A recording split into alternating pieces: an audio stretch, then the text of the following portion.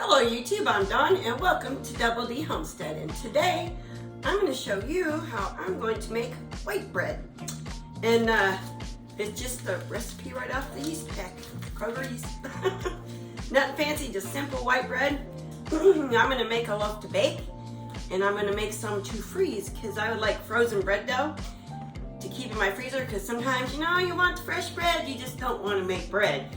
So I used to buy the frozen bread dough, but it has went up in price so much, I'm just gonna make my own. So let's get started. All right, the first thing you gotta do is bloom your yeast. And to do that, I've got 2 packs of active dry yeast, and this is the equivalent of one of the yeast blocks. And I'm just gonna cut these open and pour them in a bowl, like so. And I've got my water here. Now, I didn't cut this one open real good. There we go. And I got my water here between 105 and 110. And yes, I use my candy thermometer because I got my water too hot one time and killed my yeast. So I didn't want to do that. So anyway, we're just going to mix that together and let it bloom. And when this blooms, I'll bring you in and show you what it looks like. Take you on to the next step, and I'll get everything out that we need. Alrighty, so here's my yeast. It bloomed. I'm gonna bring it real close for you. See how it's foamy on top? That's called blooming. So it's ready to go. So what I have here is 5½ cups of flour, a tablespoon of salt, which you can cut back on this. That seems like a lot. I cut back a little bit because I have salted butter. And I have 2 teaspoons of sugar.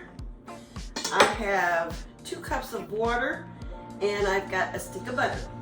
And the first thing I'm going to do is put half of this flour in here with my precise measuring. And then I'm going to take the salt and sugar and throw that in there like that, and just give it a little whisk just to kind of mix it together a little bit before we get started beating on it. Just like so. Nothing too serious. And then I'm gonna put this stick of butter in here, and it's softened. Maybe even a little too soft, but it's softened. And you can use margarine. If you use margarine, that's perfectly fine.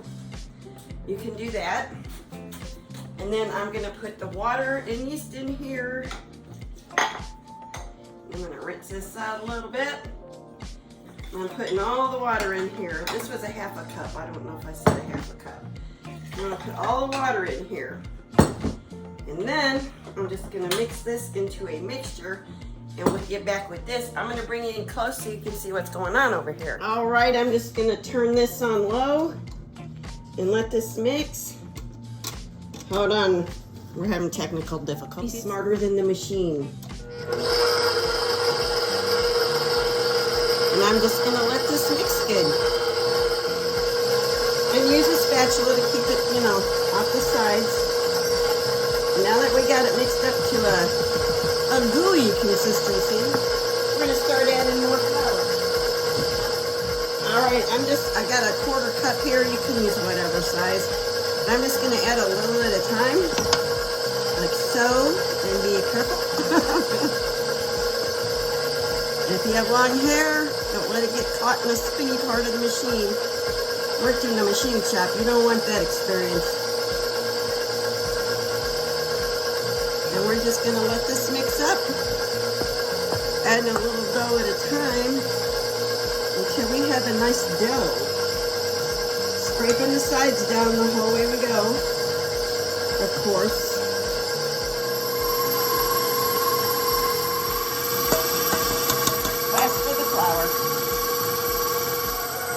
I wound up putting another ½ cup of flour in it, and now we're getting a dough ball going. All right, now that I got it to a dough ball stage, I'm gonna let this knead until it's nice and elasticy, and I'll show you what that looks like. All right, here's the consistency I'm looking for. I'm gonna flour my surface and turn this out. Just like so. And here it comes.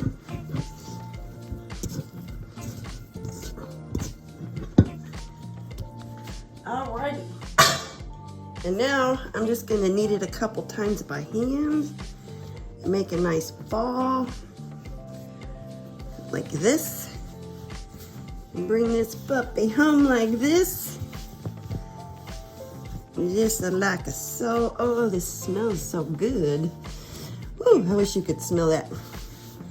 And now all I'm gonna do is get me a dish towel and I'm gonna cover this up and I'm gonna let this dough rest for about 10 minutes. Let it just say night night for now.